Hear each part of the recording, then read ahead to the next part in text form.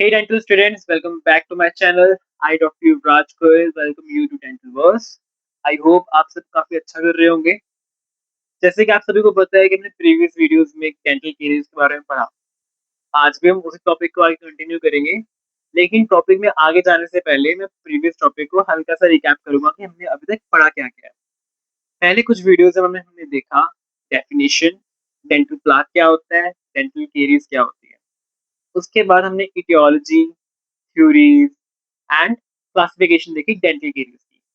तो जो आज हम टॉपिक स्टार्ट करने जा रहे हैं और जो टॉपिक्स के बारे में हम पढ़ेंगे वो है caries balance concept, zones of enamel caries, zones of dental caries. ये जो तीन टॉपिक है ये आपकी theory as well as viva के लिए बहुत इंपॉर्टेंट है, राइट। थ्योरी प्लस वाइवा, ये आपको आना ही चाहिए। ठीक है, इनमें से जो है तीन टॉपिक में सबसे पहला जो सबसे मोस्ट इम्पोर्टेंट क्वेश्चन है जो कि थ्योरी में भी आता है वाइवा में भी आता है, स्पेसिफिकली वाइवा में बहुत फेवरेट क्वेश्चन होता है, वो है आपका केरीज बैलेंस कॉन्सेप्ट। तो अभी हम पहले केरीज बैलेंस कॉन्सेप्ट के बारे में पढ़ेंगे कि ये होता क्या है, राइट। सो फर्स्ट टॉपिक है हमारा caries balance concept. Caries balance concept का एक अलग नाम भी होता है जिसको बोलते हैं हम सी सॉ कॉन्सेप्ट। ये डायग्राम देखो, एक लेवल अप है और एक लेवल डाउन है। तो ये लग रहा है ना सीसो, बचपन में हम एक गेम खेला करते थे पार्क में जहाँ पे वो एक साइड अप होती थी एक साइड डाउन होती थी। तो उसके हिसाब से डायग्रामेटिकली इसको सी सॉ कंसेप्ट भी बोला जाता है। अब ये होता क्या है, बेसिकली केरीज बैलेंस कॉन्सेप्ट बताता है कि दो तरीके के फैक्टर्स होते हैं। पहला होता है प्रोटेक्टिव फैक्टर, सेकंड होता है पैथोलॉजिकल फैक्टर्स।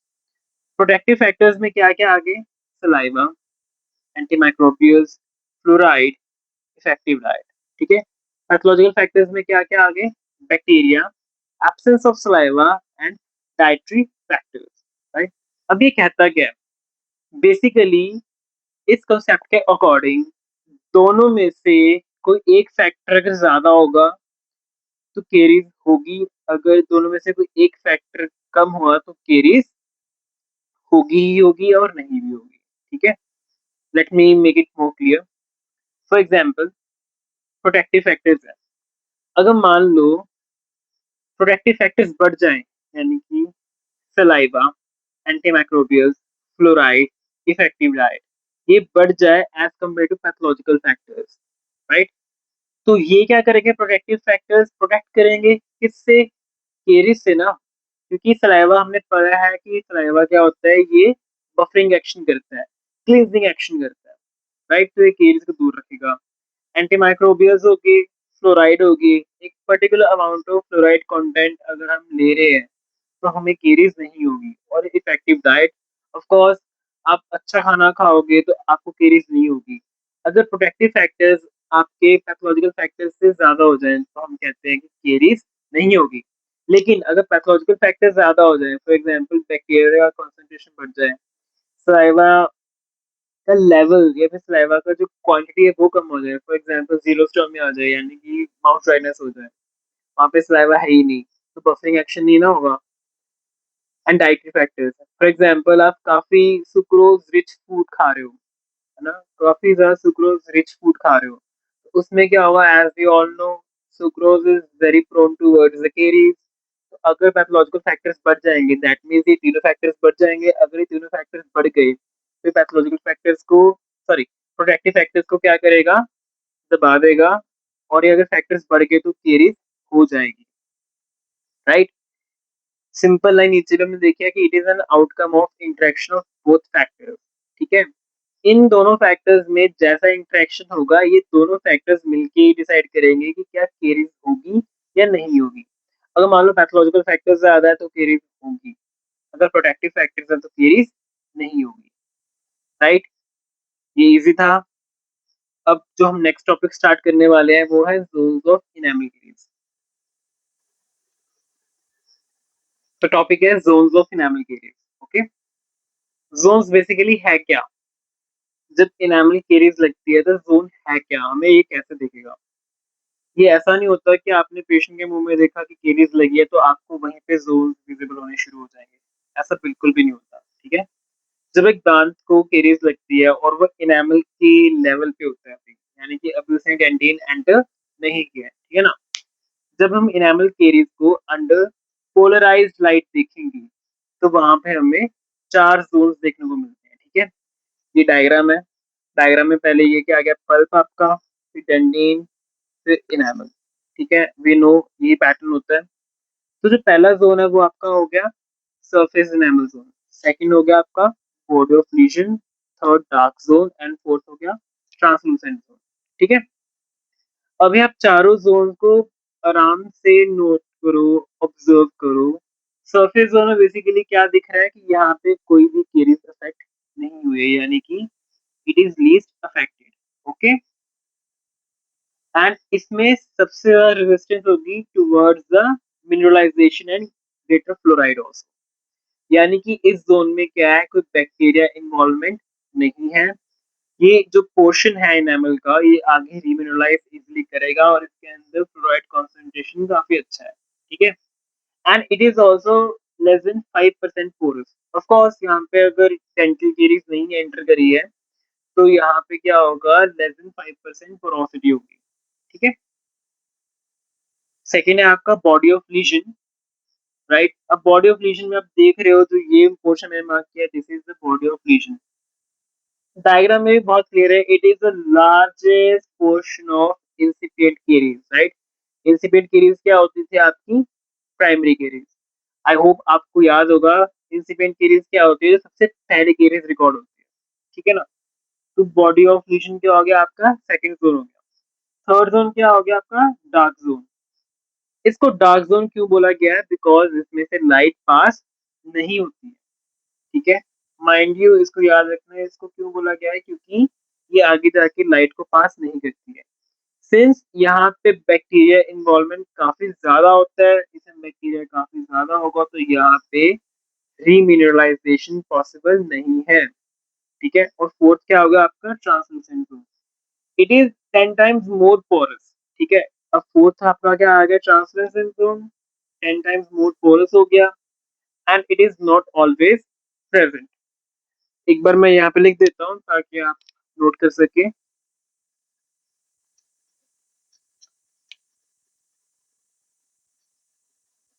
आप चाहो तो एक बार वीडियो पॉज करके स्क्रीनशॉट भी ले सकते हो।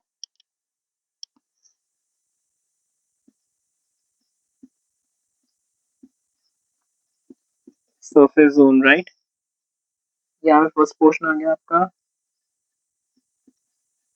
लीस्ट अफेक्टेड, सेकंड आ गया आपका great resistance due to higher degree of remineralization plus high fluoride concentration,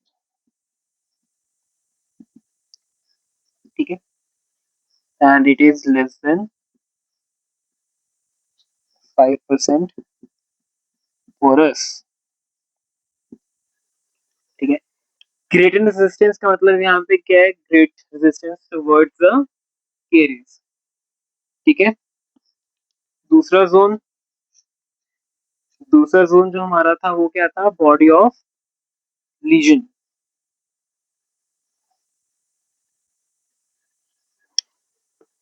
मैं दोनों जोन को इकट्ठे लिख देता हूँ, body of legion and third अपना क्या हो गया था, डार्क जोन,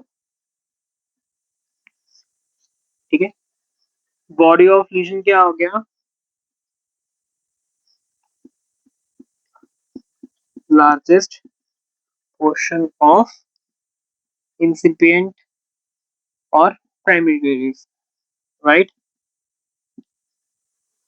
डायग्राम में आपको याद होगा, हमने यही पढ़ा था कि इसमें सबसे ज्यादा बैक्टीरिया का जो कॉन्सेंट्रेशन है वो इसमें देखा जाएगा और ये लार्जेस्ट पोर्शन है इंसिपिएंट केरीज का, तो आपने ये ध्यान में रखना है। ओके, बेसिकली यहीं से आपका जो क्या है डीमिनरलाइजेशन स्टार्ट हो जाती है। क्यों? इसमें बैक्टीरिया इन्वॉल्वमेंट है। Bacteria is involve. ठीक है।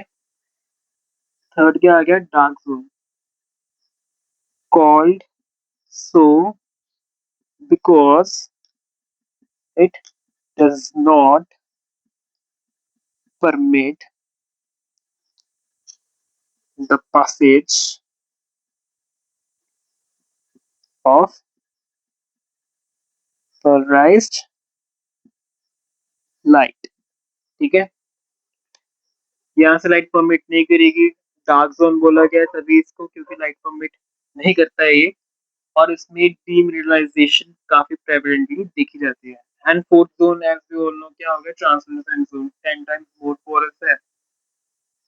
यहाँ पे इनेमल जो होता है आपका काफी वीक हो चुका होता है। ठीक है। अब इसके बाद हम पढ़ते हैं जोन्स ऑफ डेंटीन केरीज। सब स्टार्ट करते हैं जोन्स ऑफ डेंटिन केरीज। ठीक है। जब केरीज ने इनेमल को सरपास कर दिया तो बाद में वो डेंटिन में एंटर करेगा। ठीक है। डेंटिन जो होता है ना, वो कम मिनरलाइज्ड होता है एज कम्पेयर टू इनेमल। ठीक है। और इनेमल में काफी ज्यादा रोड्स एंड कॉन्स होते हैं, तो वहां पे पेनिट्रेशन थोड़ा टफ होता है। लेकिन डेंटिन में कंपैरेटिवली थोड़ा इजी होता है। ठीक है। तो डेंटिन में जो केरीज है ना, वो हमेशा कहाँ से एंटर करती है जनरली, या फिर मोस्ट कॉमनली वो कहाँ से एंटर करेगी? From the cement to enamel junction. तो एक ट्रायंगुलर शेप में मैंने शो किया है केरीज को विद बेस टुवर्ड्स डीईजे। ये देखो, डीईजे यहाँ पे है, वहीं पे केरीज आ गई। ठीक है। और इसका एपेक्स कहाँ है? Towards the pulp. देखो ये पल्प है, पल्प की तरफ एपेक्स आ गया, और डीईजी की तरफ क्या आ गया? आपका बेस आ गया इस ट्रायंगल का। अब आपके सामने दो डायग्राम है। आप सोच रहे होगे कि यार यहाँ पे तो केरीज मैंने यहाँ पे दिखा दी और यहाँ पे केरीज मैंने ऊपर दिखा दी, तो ये क्या बात बनी? हालांकि जब भी डेंटिन केरीज की बात होगी ना, आपने हमेशा यही बोलना है कि जो डेंटिन और लैम्बो जंक्शन है, ये सबसे ज्यादा लीस्ट रेजिस्टेंट होता है केरीज अटैक से। तो मोस्ट कॉमनली यहाँ से एंटर करता है। ठीक है। लेकिन जरूरी नहीं ना है कि हमेशा यहीं से होगा, टॉप से भी आ सकता है। तो यहाँ पे मैंने बताया कि मोस्ट कॉमनली यहाँ से एंटर करता है केरीज। लेकिन in order to explain you the zones of dentin caries, मैंने एक और डायग्राम बनाई है ताकि वहां पे मैं आपको इनेमल जोन्स के अलावा जो है डेंटिन केरीज के जो जोन्स है वो शो कर सकूं। बिकॉज इनेमल वाले तो ऊपर खत्म हो गए होंगे, है ना, उसके बाद छोड़ दो, वो पहले कर चुके हैं। यहाँ पे हम डेंटिन केरीज है। ठीक है। तो डेंटिन केरीज के अंदर क्या होगा? जोन्स में जो पोलराइज्ड लाइट के अंदर इसको देखेंगे तो यहाँ पे हमें 5 जोन्स देखने को मिलेंगे। डायग्राम में बहुत क्लियरली विजिबल है। 5 जोन्स आर क्लियरली विजिबल। जो सबसे पहला जोन है, ये क्या हो गया आपका? Normal dentin. ठीक है। नॉर्मल डेंटिन क्यों है? क्योंकि यहाँ पे कोई भी केरीज अटैक नहीं है। ठीक है ना। यहाँ पे क्या होगा? नॉर्मल कोलेजन होगा, ओडोंटोब्लास्टिक प्रोसेसेस भी बिल्कुल नॉर्मल होंगे, और इंटरट्यूबुलर डेंटिन भी क्या होगा? बिल्कुल नॉर्मल होगा। करेक्ट। क्योंकि यहाँ पे केरीज ही नहीं है, तो यहाँ पे कोई भी एबनॉर्मेलिटी नहीं रिकॉर्ड होगी। सेकंड जो है आपका जोन, वो है सब ट्रांसपेरेंट डेंटिन। सब ट्रांसपेरेंट डेंटिन, राइट। सब ट्रांसपेरेंट डेंटिन का मतलब क्या है? कि जो अपना इंटरट्यूबुलर डेंटिन है ना, यहाँ पे डीमिनरलाइज हुआ होता है। ठीक है ना। इंटरट्यूबुलर dentin is demineralised diffuse. Okay. यहाँ पे एक और फीचर जो है वो मोस्ट कॉमनली देखा जाता है, वो है आपका डेंटिनल सेक्लेरोसिस।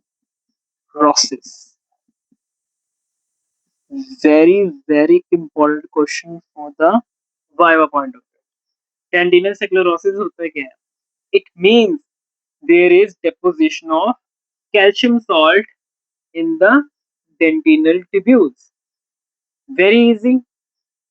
ठीक है, पहला जो हो गया हमारा नॉर्मल डेंटिन, दूसरा क्या हो गया अपना सब ट्रांसपेरेंट डेंटिन, जहाँ पे क्या होगा डेंटिनस एक्लोरोसिस। डेंटिनस एक्लोरोसिस में बता दिया मैंने कि क्या हो गया कैल्शियम सॉल्ट्स के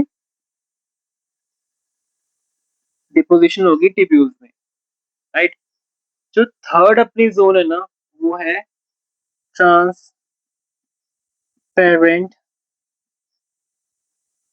zone. Let me raise other things ताकि मैं ट्रांसपेरेंट जोन के बारे में आपको लिखवा सकूं, ताकि आपको थोड़ा सा विजिबली इजी रहे नोट डाउन करने के लिए, राइट।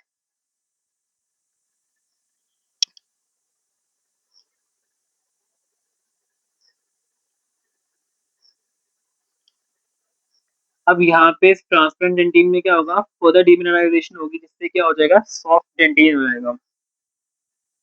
फर्दर डीमिनरलाइजेशन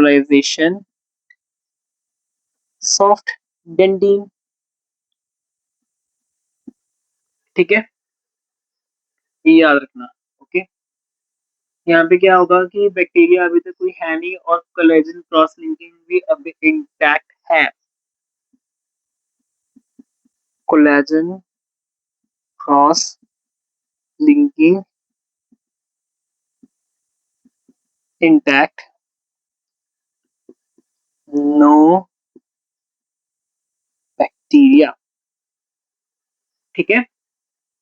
अब यहाँ पे यानी कि स्ट्रक्चरली स्टेबिलिटी है, ठीक है।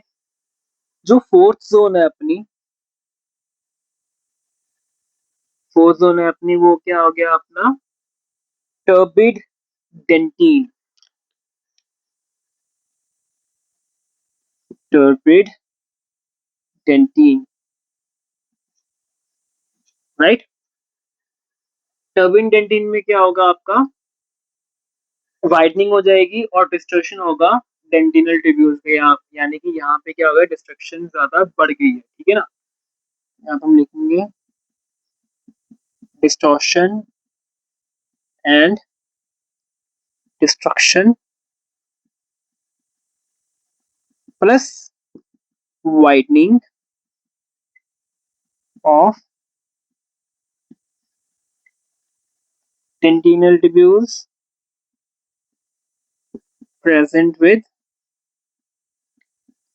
अब यहाँ पे देखो यार डिस्टॉर्शन डिस्ट्रक्शन वाइडनिंग हो चुकी है, तो यानी कि यहाँ पे डिस्ट्रक्शन चल रहा है, अच्छा खासा चल रहा है, तो यहाँ पे क्या चीज होना चाहिए बैक्टीरिया।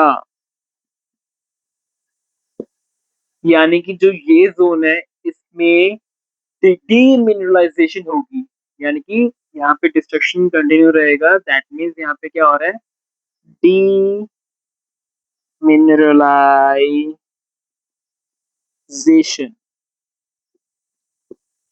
राइट। ये चीज क्लियर हो गया। डीनेचर्ड कोलेजन भी होगा यहाँ पे, क्यों सारा एरिया तो डिस्ट्रॉय हो चुका है, कुछ बच ही नहीं रहा, तो जो भी चीज है वो सारी इस जोन में आप लिखना स्टार्ट कर दोगे। लास्ट जोन डेंटिन केरियस का वो क्या होगा अपना इन्फेक्टेड जोन, ठीक है। ये अपना हो गया इन्फेक्टेड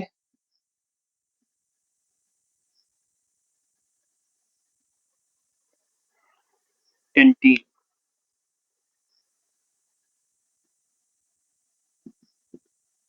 आउटर मोस्ट डेंटिन है ये, ठीक है। यहाँ पे क्या होगा डिकम्पोज्ड डेंटिन होगी with bacteria of course present ही होंगे। डीमिनरलाइजेशन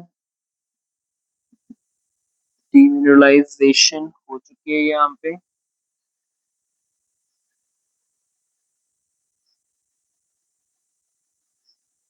और इस जोन को ना रिमूव करना जरूरी है। Zone has to be removed to prevent further